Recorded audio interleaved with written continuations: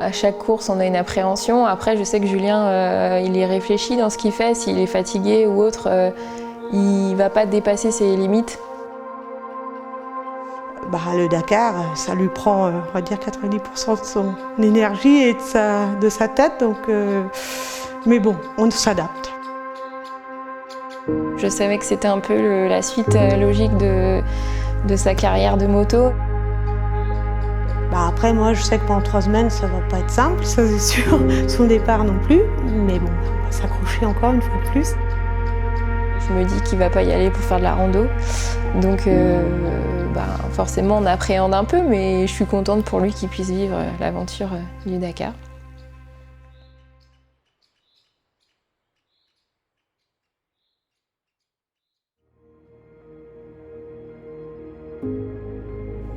Julien, il est passionné, ouais. Il est passionné et passionnant, j'ai envie de dire, parce que ce qu'il y a de bien avec Julien, c'est qu'il arrive à tout mettre en place autour de lui pour réussir ce qu'il a décidé d'entreprendre. Quand il a fait le championnat de France des sables, il a tout de suite eu les bonnes motos, il s'est entouré des bonnes personnes. Et en ça, c'est un grand professionnel pour moi. Et là, aujourd'hui, maintenant qu'il se lance dans le rallye, c'est pareil, il met tout en place pour y arriver. Il s'entoure des bonnes personnes, il fait les bons stages, il choisit les bonnes motos. Et je lui dis souvent, pour moi, c'est un signe de grande intelligence. C'est pas qu'un pilote de moto, tout est réfléchi dans ce qu'il fait. Depuis l'hiver dernier, depuis l'hiver 2020-2021, j'ai commencé un gros cycle de sport pour vraiment franchir un cap au niveau foncier et renforcement musculaire. Donc là, depuis quelques semaines, j'arrive à 6 jours sur 7 où je fais 1 à 2 séances par jour. Donc j'essaie de franchir un gros palier. J'ai essayé de franchir un gros palier jusqu'au mois de juin pour le maintenir là en juillet-août sur une période où j'ai quand même beaucoup de travail. Donc j'essaye de maintenir la forme pour reprendre encore plus fort à la rentrée. Mais là, je sens que j'ai franchi un joli petit cap au niveau sport. Donc j'y accorde beaucoup d'importance parce que la moto, c'est pas toujours simple de s'entraîner à moto. Ça demande toujours un déplacement, d'avoir quelqu'un avec soi pour la sécurité et voilà, pour pas rouler tout seul. Et puis du budget aussi, plus on roule, plus ça coûte cher. Donc voilà, pour l'instant, la partie moto, je maintiens mon niveau de moto. J'essaie de rouler le plus régulièrement possible et à partir de la rentrée, à partir du mois de septembre, je vais essayer de passer la 2, comme on dit, et de rouler un peu plus. Ouais.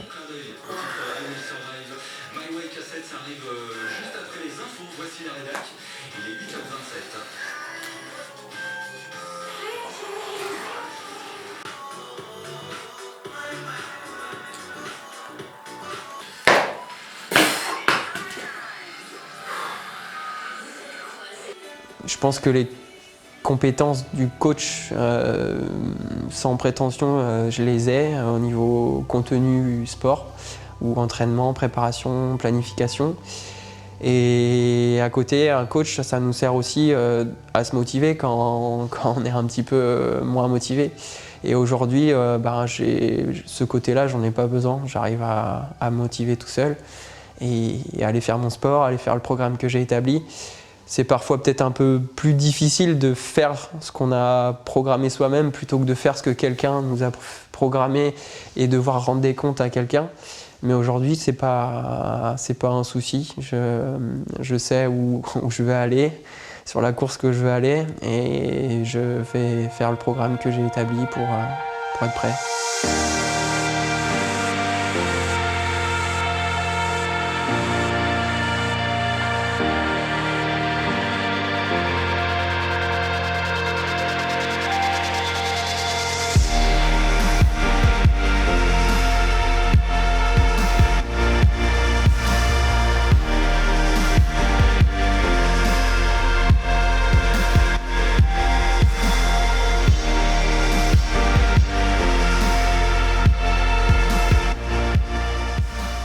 J'habite Saint-Adrien, près de Guingamp.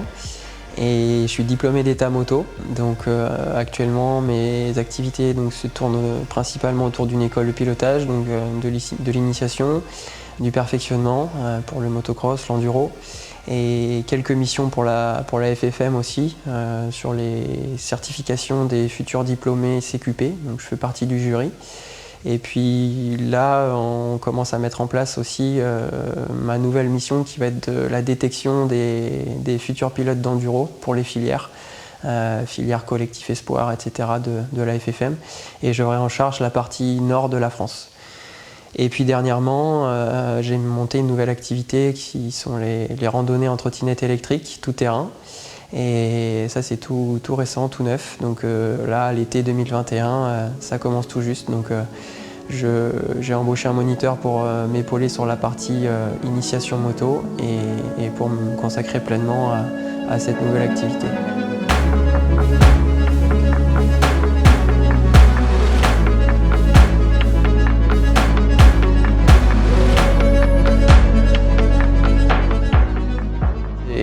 Question que je me pose souvent. J'imagine beaucoup de choses. J'imagine que ça va être dur. Faut aussi quelque part se dire que ça va être physiquement dur parfois, qu'on va peut-être avoir des petits bobos, qu'on va peut-être avoir des petits moments où on va être un peu malade ou moins en forme. Ou voilà. Donc il faudra s'adapter en permanence. Que ce soit physique, peut-être mécanique. Je serais peut-être obligé de faire de la mécanique parfois sur les pistes, dans les dunes. Mais ça, il faut se le dire avant de partir et que ça peut arriver. Et voilà. Mais j'imagine que ce sera un très beau souvenir. Du coup, quand j'ai commencé à étudier mon projet Dakar, je me suis forcément intéressé au roadbook et à comment ça allait fonctionner et comment j'allais faire pour apprendre tout ça. Donc je me suis dit je vais essayer d'en créer. Je trouvais que c'était la meilleure façon de savoir comment ça marchait. Donc forcément sur le secteur ici on n'a pas les pistes, on n'a pas le désert, on n'a pas les dunes. Mais je trouvais qu'au début c'était un bon moyen pour apprendre à naviguer, à comprendre comment c'était créé, écrit, et ce qui est créé ici, ça se retransfère sur des rouleaux comme ça. Et puis on les fabrique comme ça, donc moi je les imprime feuille par feuille et je les scotche l'une après l'autre pour faire un rouleau. Tac.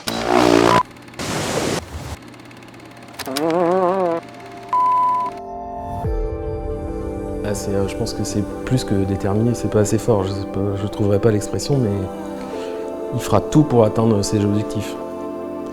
Et je pense que notamment Rally, il les a pas encore tous énoncés ces objectifs, mais je pense qu'au fond de lui, il a des objectifs qui sont assez hauts et qu'il va tout faire pour y arriver.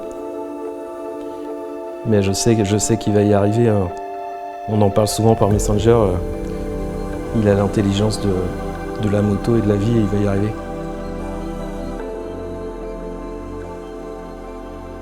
Je serai au départ, c'est sûr. Maintenant, il y a encore du travail pour être prêt physiquement, pour être prêt au niveau logistique. Il y a encore beaucoup de travail. L'assistance, il va falloir la créer. Le fourgon tout neuf arrive bientôt. J'ai des gens sur qui compter pour l'assistance, donc voilà, je sais que cette partie-là, il n'y aura pas de souci.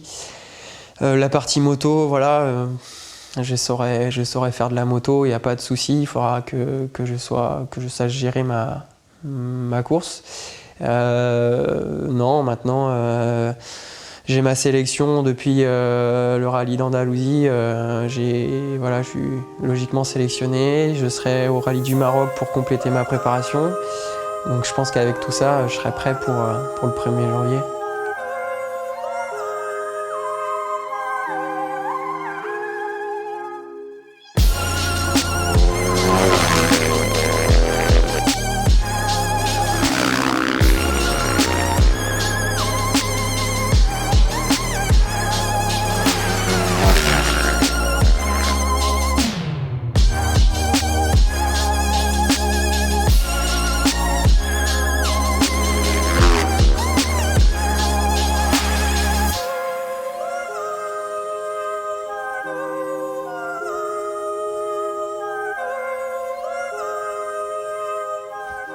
C'est l'inconnu d'abord, parce que j'ai jamais participé. C'est une première, ce sera une première. Pour moi, c'est une course que j'ai observée, regardée pendant des années, depuis tout petit, au même titre que le Touquet. Le Touquet, c'est une course que je regardais à la télé. Le Dakar, c'est une course que je suis depuis tout petit, au mois de janvier, sur France 2, France 3. Donc je regarde ça avec attention, encore plus cette année, parce que je sais que j'y vais l'année prochaine. Et puis c'était quelque chose il y a encore pas longtemps, pour moi, inaccessible. Tant par la taille de la course que par le budget ou des choses comme ça. Et puis depuis peu, c'est devenu accessible. On commence à le palper, à sentir que ça arrive, à se préparer. Et c'est voilà. Tant qu'on n'y est pas, c'est encore un peu l'inconnu sur pas mal de points, mais on a hâte d'y être.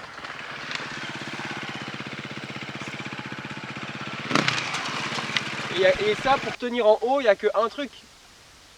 C'est garder un tout petit peu, je ne vous demande pas de mettre à fond, mais de garder au moins un gros filet tout le long. Le fait d'être dans l'appui en haut, tu as pu accélérer plutôt plus fort. J'entends là! Ah, on n'entend pas. Plus fort!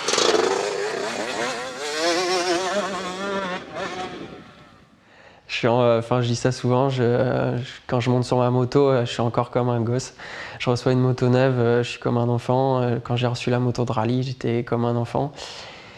Et je pense que si je continue encore à mon âge, 31 ans, c'est que je prends encore ce plaisir de gosse à faire de la moto et c'est le top. Enfin, franchement, c'est la meilleure sensation d'avoir cette impression de tout le temps redécouvrir ou découvrir son sport et apprendre de nouvelles choses, rouler sur des nouveaux endroits. C'est ce que j'aime faire.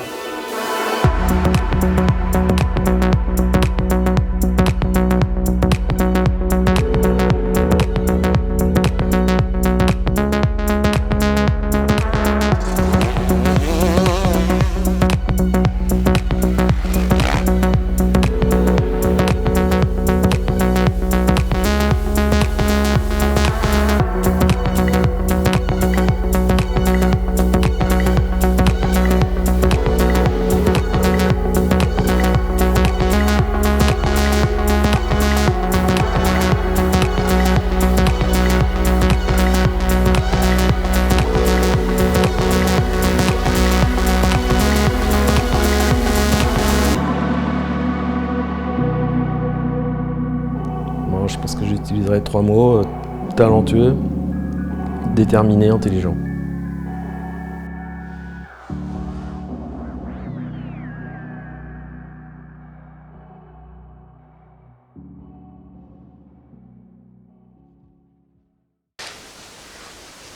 La roue, c'est pour pouvoir la mettre dans le trafic.